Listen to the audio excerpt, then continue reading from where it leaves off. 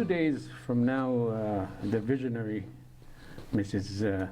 Pam Ehly, the head of Iowa City Community School District Instruction and Curriculum Director, in few, maybe hours, she's going to start a new beginning.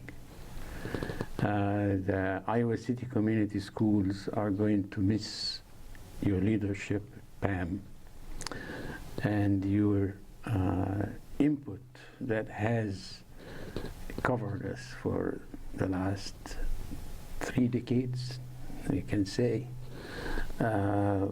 You started as teacher at various levels in this district, and then you became a principal and then top administrator, leading our curriculum and instruction. Last time we were together here with Pam Ehly, it was the year 2013. And it has been 2 years since we were together. But our friendship has been since maybe the early 90s, maybe 1990 when I started as a retired surgeon from the University of Iowa. And I came to education as a new beginning in my life. And my first assignment was in your school, Helen Lemmy, at the east side of Iowa City. And you were the leader. So I got my first lessons in education from you. Maybe in surgery too, I don't know. But Pam, it has been quite a journey. And tonight we are celebrating your decision to start your new beginning. And as you probably remember, last time I didn't find words to describe you, because I have seen you in action. I have seen you leading, I have seen you talking, I have seen you silent. I have always seen you very composed, very wise, and very impressive leader. And I can't praise you enough. But I tell you, if we are in Iowa City here, have to give credit to our leaders, you would be one of the few that deserve the most credit. Well, thank you very much. Pam, I know that I can speak about you, I can take the whole show describing you. I would like you to have the floor now. And we have a new director in our floor. We have Emily McCurdy, sharing the pleasure of celebrating this event, of having you this evening. You know, Pam, this is our 22nd years with the efforts of John Karhoff and Michael Peterson and the wonderful, impressive, dedicated, devoted team of Public Access TV helping us throughout the journey, the way. So you start. Tell me, what do you feel now that you have concluded this wonderful years of achievements, and now you start thinking about tomorrow? Well, honey, I think the first thing is disbelief. It's hard to believe that 1974 has turned into 2014 for me. That's the number of years that I've been in public school teaching and administration, and you know, when you're having fun, time does fly. I do reminisce a bit about students that I've taught, teachers that I've worked with, colleagues that I've had, and parents that I've worked with. And if anybody were to ask me, would you do it over again, the absolute answer would be in a heartbeat. I've personally enjoyed the profession. I feel like I've learned a tremendous amount. And it really is an opportunity to give back to the community no matter where you live. You started your journey as a child who was able to beat the odds, and your first winning battle was against polio virus as a child, and you survived the polio that was claiming hundreds of thousands of lives, or leaving people with permanent infirmity all the rest of their lives. So you began as a child as a person who is challenging the situation and fighting against all odds in order to prove ourselves. Start there. Tell me how it began, how the journey has begun. Well, when I reflect upon my childhood, and I was one of 4 girls, I spent lots of time outside playing and exploring. My grandparents lived kind of in, not really a farm, but outside of the city. And we spent many a day down at the pond, crawdad fishing. And our parents were always there, but they weren't hovering on top of us. And so when one explores, you learn things through experimenting, and sometimes you learn through error. And one thing I would say to parents today is it's really okay for children to make mistakes, because they learn a tremendous number of things from those errors. Oftentimes it comes from the self-reflection that the child has, and that's something you don't want to rob your child of, learning how to solve their own problems. And that will be applicable to how you learn to read, all the way to how do you get along with other people with whom you don't agree.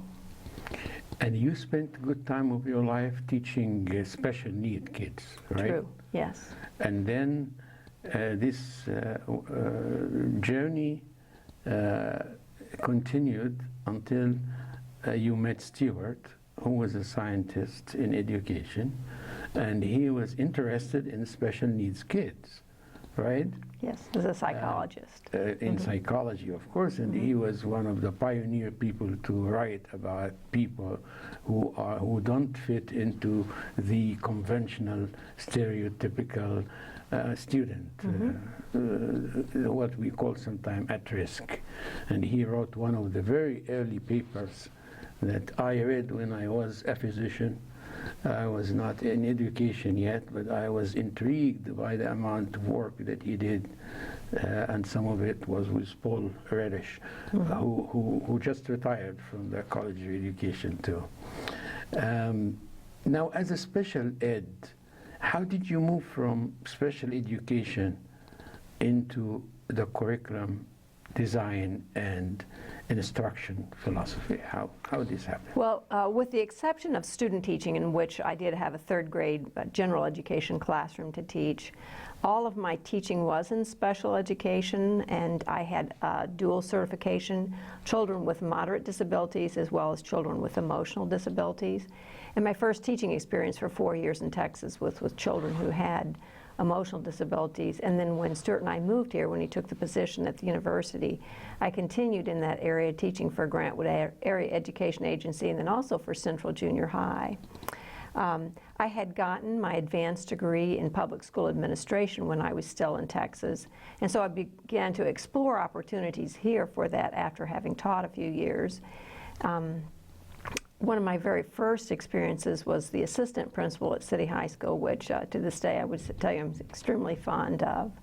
I learned many things working under Principal Howard Vernon, one of which was if you hire skillful people, you can step back and let them do their work. And then I did have the opportunity to be the principal at Lemmy Elementary, a delightful job for me, one in which I have very fond memories. Of course, I mean, the responsibility of curriculum is not an easy one, especially in a community like Iowa City, which is full of philosophy and education. We have a very highly educated community. Very so. And everyone has a philosophy, and everyone has a special bias, and everyone wants certain things. And how did you balance that? How did you survive the Iowa City internal discourse? I think there were two issues that helped me in that survival. Number one is I knew what was expected in terms of the Iowa Code. And that's not a book that most people just pick up and read, certainly not your general public. And so by being very grounded in the background information about what does have to be taught, what isn't negotiable, what is negotiable, and then secondly, number one, you have to listen to people. Don't make faulty assumptions based on the first thing that you think you hear them saying. Ask for them to explain and to give you some examples. It gives you then, as the listener, a much clearer understanding of what they're really striving to communicate. And then from there you can really move forward to see if it is something that can be negotiated, or if in fact it's something that legally you really have an obligation to fulfill. You just told me now that if you go back to 74 to make decisions about your career, about your life, you would probably choose the same thing that you did at the time. And this means that you have pinpointed your target, your aims from day one. How can this happen that you, despite all these years, it didn't change at all? I mean, I see a lot of people change. I changed a lot, and I changed hats. I changed the color of my beard sometime. I changed a lot of things. You know, I changed my career. I went to medicine, and from medicine to art. Now I'm a journalist, and I write for the Press Citizen, and do this wonderful program with John Carhoff and Mike Peterson. So we change a lot. How come that you are so persistent like this? Does it take certain character, certain stamina? You know, I think about the very first 2 years that I taught. While the teaching assignment was the same and the children were very similar, there was a change in the administration from the first to the second year, and it had a fairly powerful impact on me. As an educator, I was trained in special education with a very behavioral model. You identify the behavior, you identify positive reinforcers, negative reinforcers, you apply them, you monitor, you chart, you look for kind of a trend line. And I believe in that. The next year, I had the opportunity to work under an administration that used Glasser's reality therapy. Glasser was a psychiatrist in California that worked at the Ventura State School for Girls. It was girls that had had very difficult experiences growing up. And oftentimes they didn't do well in school, not only academically, but socially. They were just constantly in fights and having altercations. And he came up with a series of interactions with these girls that he wound up calling reality therapy. And he wrote a wonderful book called Schools Without Failure. And when you read it, you realize the failure that he's addressing is not academic. It's failure as a person in life, because he would say to the girls, "How are you doing?" And they just say, "Well, I'm a failure." He said, "Well, no, you know, you can do this math." Or, "Oh, no, that's not what I mean. I'm just no good." They had lost all self-confidence. And so the series of interactions that you have with the children really follow a sequence. And the very first one is you have to build a relationship with the child. You have to help them understand what they're doing and make a values clarification. Is it okay or is it not okay? And if it's not okay, what would be better? And then have them make a commitment. And then as the adult, you watch them engage in that behavior, and when they do it successfully, you reinforce that behavior. So what it did for me is it helped me shift from being a pure behaviorist to being a person that makes sure that you bring in the human relations part, that dynamic issue between the child and the teacher. And one of the things that Glasser said is you never give up. That's sort of the last step. So if they make a plan and they don't follow through, don't give up on them. Go back to them and say, "Well, it didn't work. Can we try it again?" And over time, what he found with the young women is that they began to increase their self-confidence because they knew that somebody really cared about them and wanted to help them redirect their behavior. So when I compared year 1 to year 2 in my teaching, I realized that you really have power over your own course of actions. You just need to think through what the implications are. And when they're not working the best way possible, you know, seek out research and try different methods. Well, that you mentioned women role in education, which brings me to something that I really need to ask you about, because for many, many years, administrators were guys, and they were the good old boys club. And women, ladies, were just confined to the classroom. That's their kitchen. And the other guys, they are the decision making. And you were one of the first row of women to have leadership in this district. That was a pioneer step. Can you reflect, can you give me a little bit hint about what did you feel when you moved from the classroom to the administration? Well, And sit next to those guys. yeah. You know, I have to give credit to a superintendent that I worked with. He was 5 superintendents ago. His name was David Cronin. And he genuinely believed in giving women leadership opportunities. And he very systematically made sure that if there were women candidates and they were successful candidates, they had opportunities. And he was the first person to hire me. He hired me as not only the assistant principal at City High, but also at Lemmy Elementary School. He was quite a visionary guy. Because I think he was the pioneer of alternative schools too. I mean, he opened the first alternative school. He did. Yep. As a matter of fact, PS4. Right. You're even giving credit to a man. You're so nice. But now,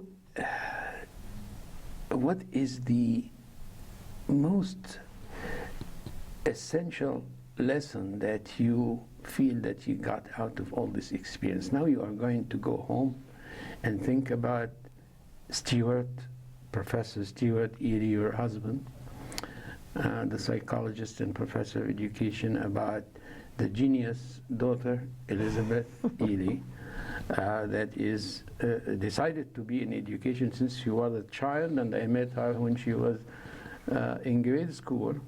I did her portrait. At the time, I asked her, what do you want to be? And she said, I want to be a teacher. And now she's doing research in education, right? Yes.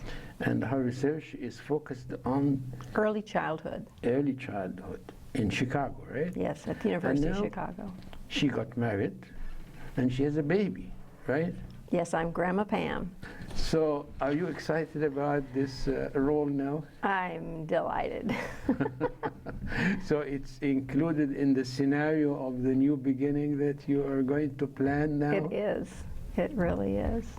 Are you going to stay around here in Iowa City, or are you going to go south?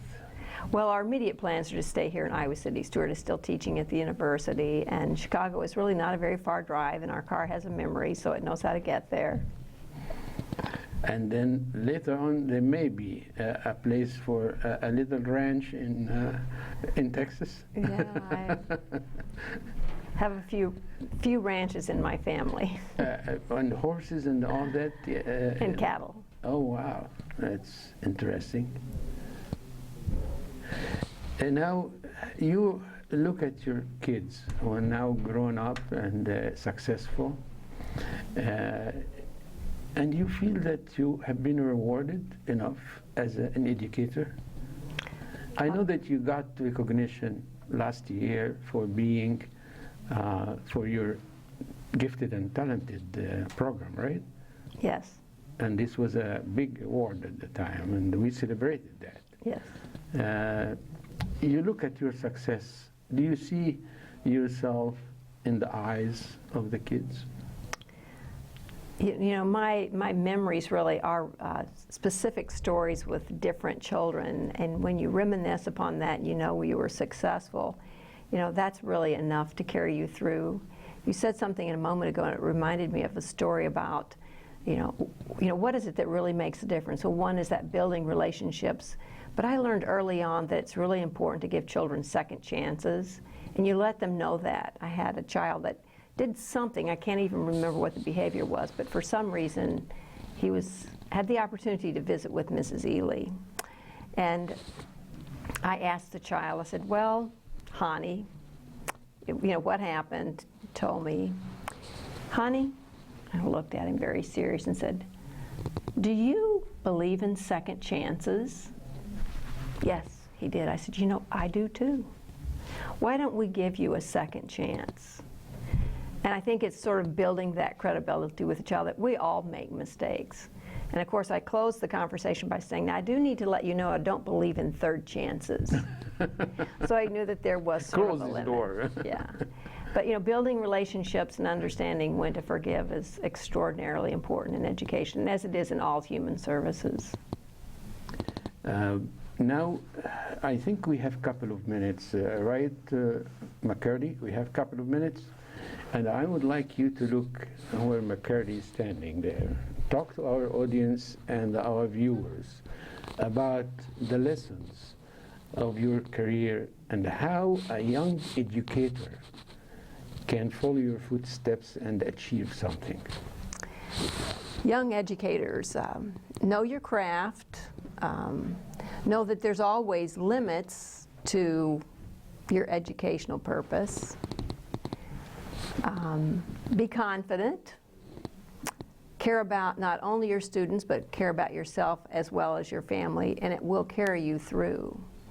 I one time was asked in an interview by a group of parents what were the important things that I look for in hiring candidates. And I said, it has to be kind of a three-legged stool. Certainly you want them to know their educational content. You want them to know how to teach. But you also want to hire somebody that has a sincere and genuine interest in education. Children, the families, the community, all that goes with it. I can help support teachers get better at their craft in teaching, and I can also find resources to give them the correct information to be taught. But it's really not the job of an administrator to engage in personality alteration. That's something that needs to be present as you come into the field of education. So if those are things that you're interested in, working with children, getting to know them, their families, the community, build relationships, and watch a student go from not knowing something to being able to do something with the new knowledge that they've acquired, then it really is the profession for you to consider for your career. At the time we retired, Pam, we got this pin that you see here. I think if Emily can, it's an apple. And it's a very simple one. But the people don't know that when we leave, we are actually the richest people in the world because we have a treasure of feelings and emotions and histories, achievements, failures, and successes. And this makes us wealthy.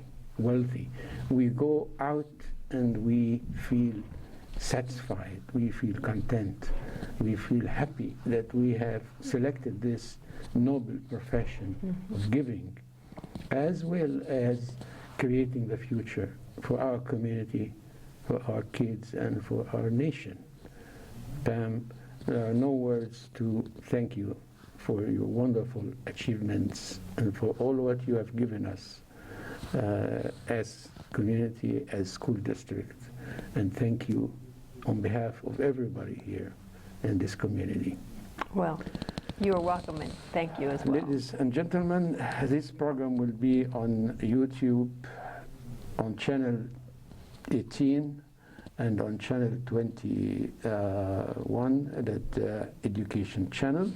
Will be on PATV website as well as on PATV videos on YouTube.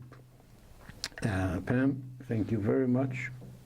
And thanks to the control room, John Kerhoff, the father of this show, Michael Peterson, the stepfather of this show, And thank you, Emily, for being our floor director today. And thanks to the staff of Public Access TV.